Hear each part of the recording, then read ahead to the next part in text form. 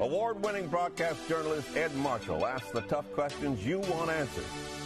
Informative, soul-stirring, one-on-one interviews about matters that affect our lives in this region we call home. Here now with Conversations is Ed Marshall.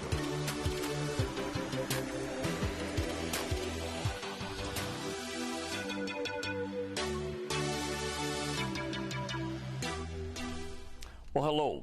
I'm excited to have with me today a guest co-host.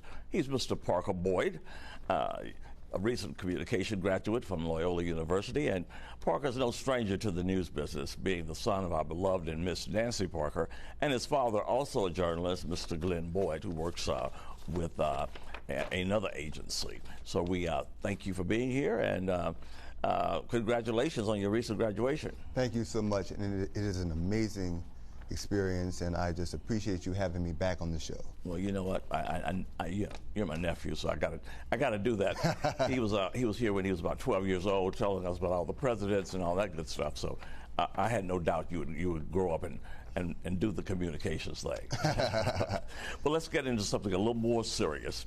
You know, we want to begin the program today, sadly, with the senseless taking of lives.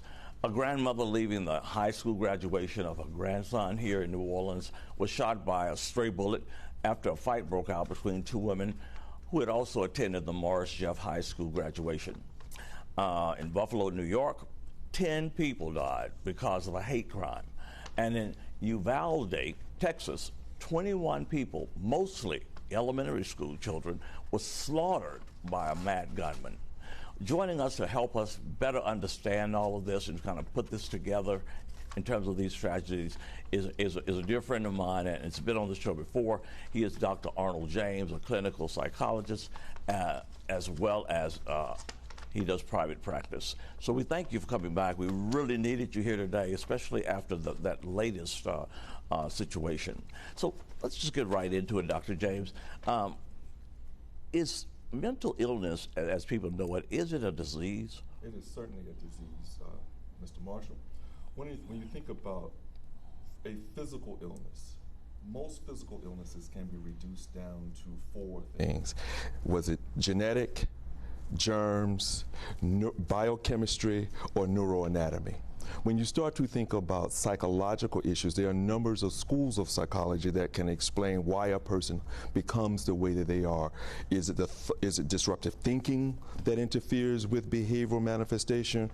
Is there biochemistry that interferes with people who have certain disease states? So there are a number of things that are ways to explain a mental illness, and so it is certainly a disease state.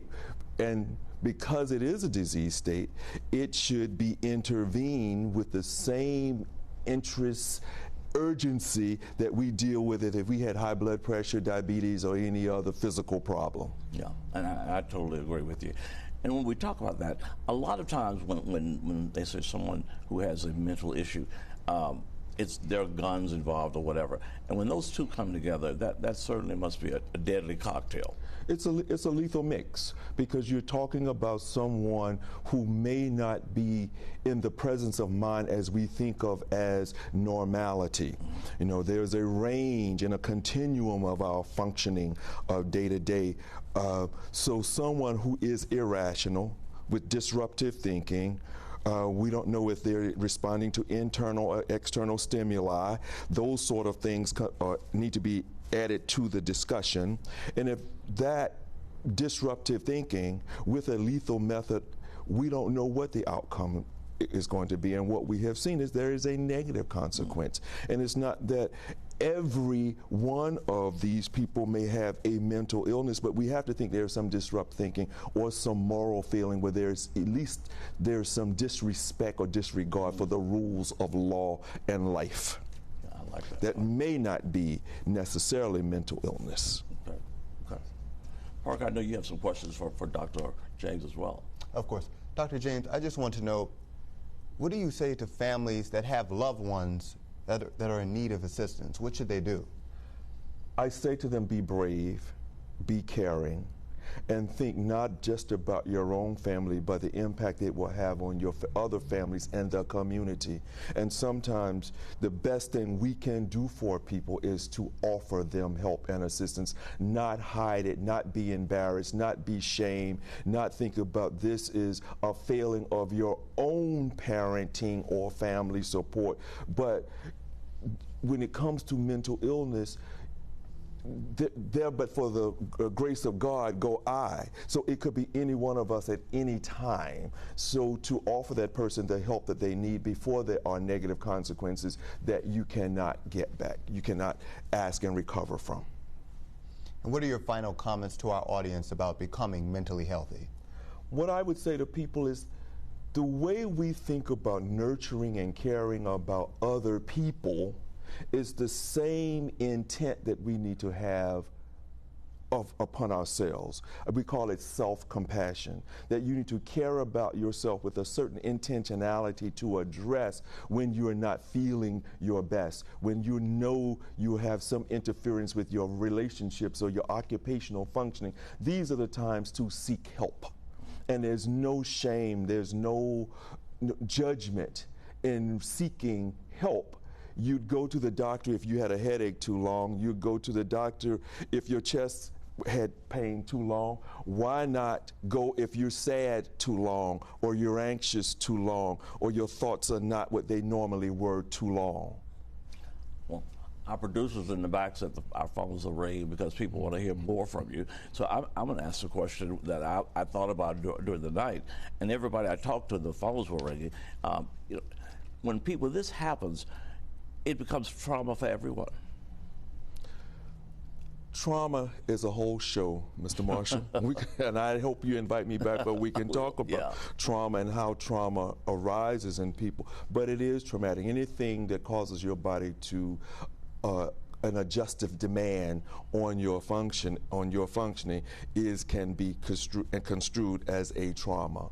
And once it is not just traumatic to the person, but those who are having to deal with that person on a day-to-day in the way of soothing, taking care of, or managing, it becomes traumatic for them also. And so part of this discussion is not just the internal mental adjustment. We had to think about, in living in New Orleans, the kinds of environmental adjustments that we make on a regular basis. Today, June 1st, is the beginning of hurricane season. This is the beginning of an environmental trauma that people are still in recovery from Ida. Other people are still in adjustment and adjusting to Katrina 16, 17 years ago. That trauma is there. And then we have social traumas, racial injustice, poverty, food insecurity. All of these things can be traumatic to a person because we all do not have the same level of coping resilience to manage these things. So we could have a whole show on trauma and resilience. Is the need for mental health help increasing? And we see that a lot of stars and people like that are coming out and saying, I have this problem or whatever. Do you think that that's assisting, particularly with African Americans? Because in prior years, that was something that the culture didn't talk about. I think we're in a much more expressive, accepting atmosphere in our environment where people are seeking therapy. What I would like to say to people is, don't wait till you're in crisis to think about therapy. Utilize therapy as a preventive and as a tool for better living when things are going well. To appreciate that, so that that it helps you to better able to handle crisis when they occur. One last thing. We hadn't talked about medication. Some people say, well, I don't want to be on meds. The combination of therapy and medical and having a certain medicines to reach a balance, is that not important? It depends on the condition. Most of the research shows that there's better outcomes when there's a combination of the use of medicine and psychotherapy. But there are some problems of living that are not neurochemical imbalances, so there is no need for medication. So therapy alone may help you develop the coping skills necessary to traverse life when it comes to managing and living most effectively, living your best life. Yeah, yeah. And one last question. How do we show compassion to those who need help but don't really ask for it? Be understanding, non-judgmental, and create a safe space where people who are in need can come. You know, a lot of times we say we're a safe space, but if there's no trust there, there's no safety there. So how do you formulate relationships based on trust that feel safe, that can be able to provide a harboring situation for people when they're in need? Dr. Arnold James, thank you so much. You're I very appreciate welcome. it, and I know our viewers got a lot out of what you had to say today because, like I said, they kept wanting you to go on and on. We'll have to have you back. That's what's okay. I'm willing to come back. I think this is so important, Mr. Okay. Marshall. All right. Mr. Parker. Okay. Well, when we come back, we'll talk about a husband and wife mental health and pastoral counselors who are also in the same field, will do a lot of this work with mental illness. So stay right here because we're going to be right back, okay?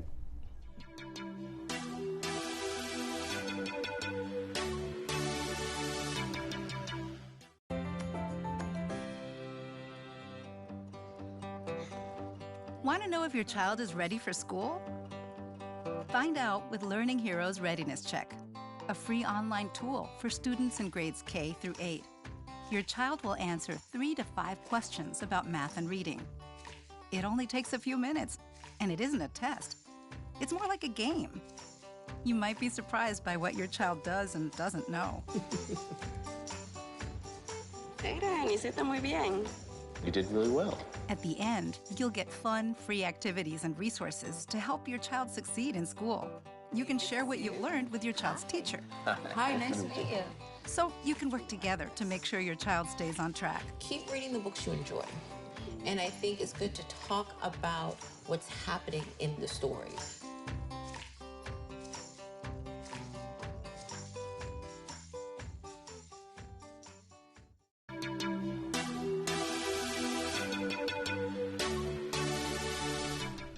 Welcome back. The 2022 hurricane season has begun, and national weather forecasters anticipate 14 to 21 named storms, of which 6 to 10, they say, could become hurricanes, including 3 to 6 major hurricanes. Let's pray they don't come here. Well, meanwhile, thousands of our Louisiana neighbors are still recovering from Hurricane Ida, which came ashore in August of last year. No longer a front-page news story, scores of residents, though, are still trying to rebuild their lives and homes while others remain homeless. And making matters worse, several insurance companies filed for bankruptcy. The state of Louisiana is now working with many residents through its Insurance Guarantee Association, better known as LIGA. LIGA assists hundreds of homeowners financially with completing their home repairs. But unfortunately, there were some defunct insurance companies that were not part of the association, leaving other residents to look for funding sources someplace else. And Hurricane Ida wreaked havoc across 9 states, demonstrating that anyone can be in the direct path of a hurricane and in danger from the remnants of a storm system. FEMA authorities stress the importance to everyone to understand the risk and take proactive steps to get ready now by visiting ready.gov and listo.gov for preparedness tips. They also can ask residents to download the FEMA app to make sure you're receiving emergency alerts in real time. We are really, really thankful for that information. Well, with so much grim news, Parker, it's always good to have a guest on to talk about some things that bring us joy. So let's have some joy in here, like the Jefferson Executive Director, and that's, of course, Mr. Todd Simmons. Welcome back. Good to see you again. Wonderful to be here. Oh, we're so excited. I mean, we've got the new season coming up, the 45th season? 44th. 44th season. 44th? 45th? So let's just jump into it so you can tell us what's going to be going on.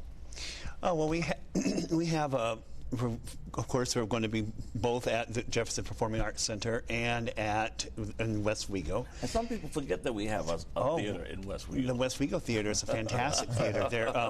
There are actually two spaces there. We have the smaller one, which is called Teatro Wego. Right. Then we have the bigger one, which is the West Wego Performing Arts Theater. It is still not functioning because of Ida. Another example. Yeah, another example. But two of our shows this coming season were actually shows that were supposed to have been last season, which we're really looking forward to. One was called Sweet Potato Queens, yes. And then the other one is the Murder on the Orient Express. So both of those are last season, got moved over to this season because of the hurricane. Of that situation, and that's kind of discouraging. But you know what I like about that? People tend to say, "Well, you know what? I'm going to go out and enjoy and take it in anyway," even though I was expecting it to do it last year. So one thing I wanted to highlight is that of course, all these auditions are going to be coming up. So, but you have. What I like about JPass is that JPass is very culturally inclusive. Two of the producers this year are African American women, I believe. Yeah. So I just wanted to talk about that and the fact that it's the kind of place where everybody can come and feel like they can take part. Correct. In the world of theater across the entire United States, over the past several years, it has become painfully obvious how much of the community is not involved in the arts. And there, even here in New Orleans, where you have a plethora of tremendous actors and directors and dancers, it is still hard for many people to find opportunities to actually work in the business. And so we're really taking a proactive stance to be able to reach out and become a real representative of our community. Yeah. I mean, how do you not put everybody on stage whenever everybody is in your community? Right. And so, last year we did the production of Fly, which was about the Tuskegee Airmen, and directed by the incredible Miss Tommy Myrick. Yes, it was fantastic. It was a wonderful show, and one of the gentlemen in there, his name, he was a director actually of our first show last year, with the God of Carnage. He just came back as a native New Orleans. He was in New York. He was on Broadway dancing, and then COVID hit. Wow. And so he came back, and now he directed that first show. He was in Fly and choreographed it, and he'll be directing one of our shows this coming year. Likewise, we have Keon Davis, who we're very happy to have both of these people. But Keon was first worked with us as a stage manager, and then showed up and auditioned, and she sang the role of the dragon in Shrek. Wow. Blew us away, like, where did this come from? And turns out that's really where she comes from. I mean, she's a singer, a dancer, a director, does it all, and she'll be doing both the opening show in West Wego of Sweet Potato Queens and Sisters, the musical. And of course, tell us a little bit about Sweet Potato Queen and the Murder on the Orient Express. They're both, they were delayed, as you said. Correct. They were both delayed. Murder on the Orient Express is going to be directed by Janet Shea. We actually have quite a few women directors this year. We have, when we think about it. Yeah, Janet Shea will be directing that. We have Leslie Castay, who will be directing Holiday Inn. And then we have, for the show, for the opening show, we have the Sweet Potato Queens. Right. Is based on Southern women, stories about Southern women. The music is by Melissa Manchester. Oh, wow. And so those who remember back in the day will remember her song "Don't Cry Out Loud." Right. And she'll be here for it. And the books are based on the books of Jill Connor Brown. And Jill is just your down-home Southern woman, and writes about all things of being a down-home Southern woman, and which is going to be great having a Southern woman of color directing it. Right. And so often you see shows directed by people who don't have that experience. Or you have you got to live it sometimes. Yeah, a 50-year-old white man directing a show about no. Right. and tell us about the audition process. I know you about how directors and other cast members are selected. Right. For JPAS. Well, most of that goes to our artistic director, who's Dennis Asaf. We are constantly looking for new people. I mean, this season alone has been a real reach out for new people to coming in, particularly with the opening show at JPAC, which is going to be in the Heights, which is almost largely a Hispanic cast. It was a show, many people may have seen it recently. It was on HBO. Lin-Manuel Miranda is a composer and author of the show. People probably know him from doing Hamilton. Oh, of course. And it's an incredible show. And but it's going to be reaching out to different parts of the community again to find the cast for this. People can write in. We're always looking for people's resumes for not just on stage, but also for people who are like lighting experts, electricians, carpenters. We are a producing company, which means we build everything from the ground up. And we do all the rehearsals from the beginning. All the actors come in. It's not a pre-packaged show that we put on the stage. And so that is really, we're one of the few people in town that actually do that. That's fantastic. Yeah. Parker, you have any questions for Todd? Yes. What is one way that people can really get involved with this program? Well, there's several ways that you can do that. One of them, you can go to our website at jpas.org. We're always looking for volunteers to get involved. There's many different ways that you can get involved as a volunteer, from ushering to doing education events, to helping in the office even. We have you can get involved as a donor, as a supporter. I mean, we are a 501c3, and which means we're a nonprofit. Which means, in essence, that our income stream is not capable of supporting our expenses. So we are dependent upon external funding to be able to make the ends meet. And so we do a tremendous amount of education programs, a lot of outreach for young students. But the way that we keep that going is by people funding it and bringing in outside money. And it's money that can't be earned. It's money that has to be raised. So that's why they have people like me, and hopefully soon people like you to help do that. Exactly. Absolutely. Absolutely. So, and I haven't gotten on the stage yet, but I want them to go, "What's your name?" Chef! Todd, thanks for being with us. We My really pleasure, appreciate Ed. it. Thank you both. Come back and everybody out there, go see the shows. They are absolutely fantastic. We're going to be right back with some more news that you need to know about. So stay right here.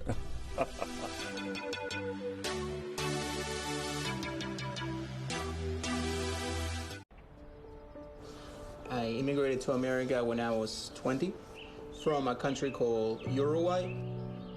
I have two careers. I'm in the Army Reserves, and I have a civilian career as an engineer. And I have two wonderful children.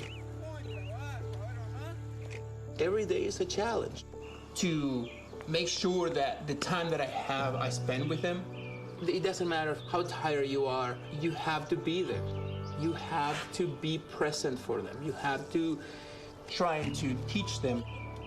When they learn something new and it just clicks in their brain, I just realized I could do this. And you can just see in their faces.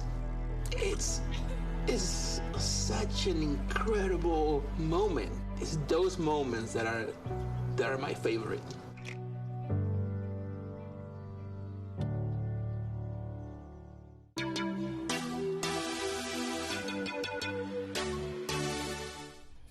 Well, a husband and wife team, as we continue with this information on mental health.